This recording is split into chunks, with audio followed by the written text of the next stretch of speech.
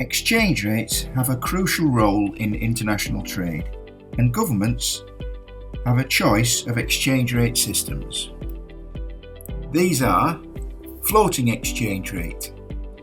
This is where the exchange rate is determined solely by the forces of demand and supply, the demand and supply of currency. Second, fixed exchange rate.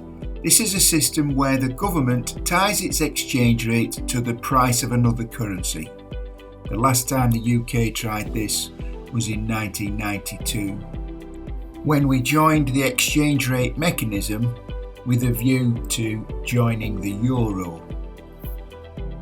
Managed exchange rate. The exchange rate is primarily determined by demand and supply, but the government may intervene on occasion to influence the exchange rate.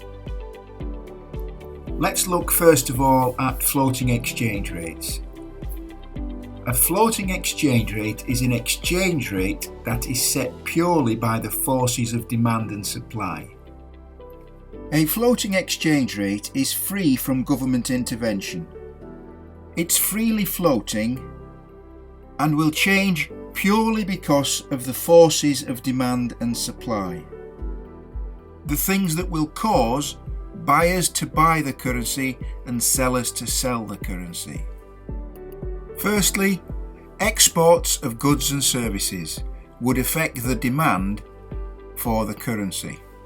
An example of demand for the pound would be if our exporters are exporting to France, then the French companies buying our exports need to change their euros into pounds, so they have to sell euros and buy pounds. If they buy pounds, that reduces the quantity of pounds on the market and the value of the pound goes up. Second demand on the pound is the inflow of foreign direct investment. An example of this would be foreign companies, maybe a Japanese company that comes to this country and purchases a UK asset. They need to buy pounds to be able to do that. The third influence on demand for the pound would be speculation. Speculators are operating in the foreign exchange markets 24 hours a day. Speculators either buy or sell a currency based on the news that they're hearing. So, if for example they hear that unemployment is rising, then they might think that the economy is in trouble and would start to sell the pound. They do this because they expect the pound to fall in value. If they have sold it, and at a later date they can rebuy it at a cheaper price, and that's how they make their profits. The fourth and last influence on the demand for the pound is the inflow of hot money. Hot money is money that moves around the world looking for good interest rates. To take advantage of the UK interest rates, foreign investors must sell their currency and buy British pounds to put their money into a British bank to enjoy the British interest rates. Unfortunately, at the minute, our interest rates are particularly low and we don't attract very much hot money. But if we did attract hot money, it would be purchasing the pound, therefore it would be reducing the quantity of the pound, and hot money would be pushing up the value of the exchange rate. Remember, the floating exchange rate is influenced by the forces of demand and supply. Demand for the pound and supply of the pound. So we've looked at the demand for the pound. Supply of the pound means that somebody is selling the pound and the quantity of pounds at the foreign exchange is increasing.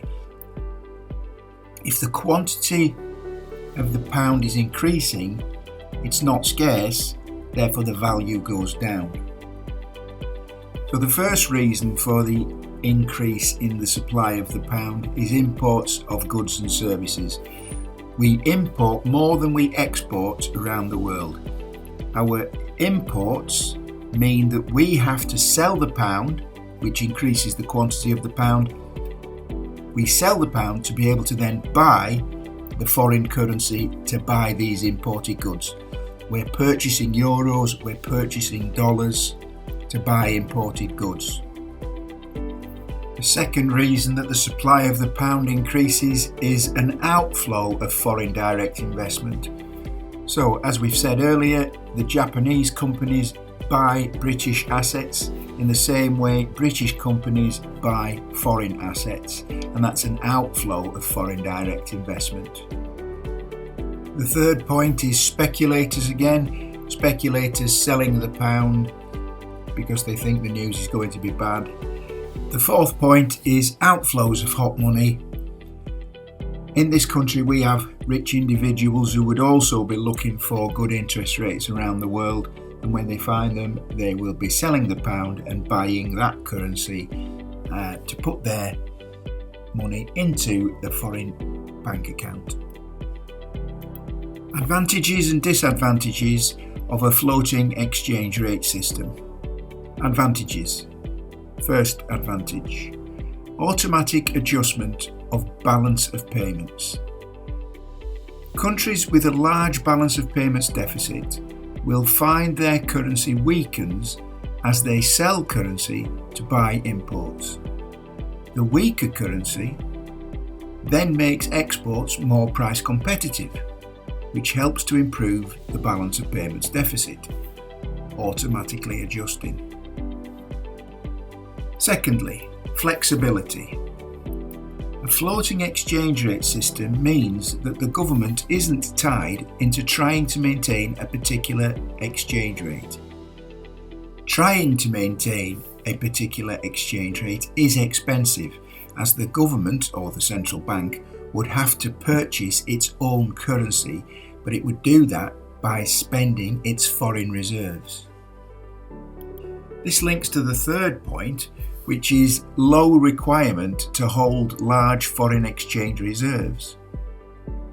With a floating exchange rate system, you don't need to hold lots of foreign exchange because you won't have the need to purchase your own currency with it. Finally, having a floating exchange rate system means that the government has got freedom to pursue other macroeconomic objectives. It doesn't need to worry about the exchange rate. It doesn't need to use its resources to meet an exchange rate target. It can use its resources to pursue other objectives. Disadvantages of a floating exchange rate system. Number 1, uncertainty. There is no certainty as to the exact price of a currency on a daily basis. Remember, uncertainty is one of the things that businesses do not like, particularly exporting and importing businesses. With a fixed exchange rate, you would know what the exchange rate was going to be when you buy and sell goods. With a floating exchange rate, there is no certainty as to what the price will be. Second disadvantage is inflation. When an exchange rate weakens, it increases the price of imports and potentially inflation would increase. This is especially true for countries who rely on the import of primary raw materials or other component parts for their manufacturing. Final disadvantage is a damage to investment. Investment from abroad particularly might be put off, might be discouraged by the fact that there is uncertainty, by the fact that there is likely to be inflation. One of the biggest problems that companies abroad have is when the currency weakens, their profits that they are sending home would be reduced.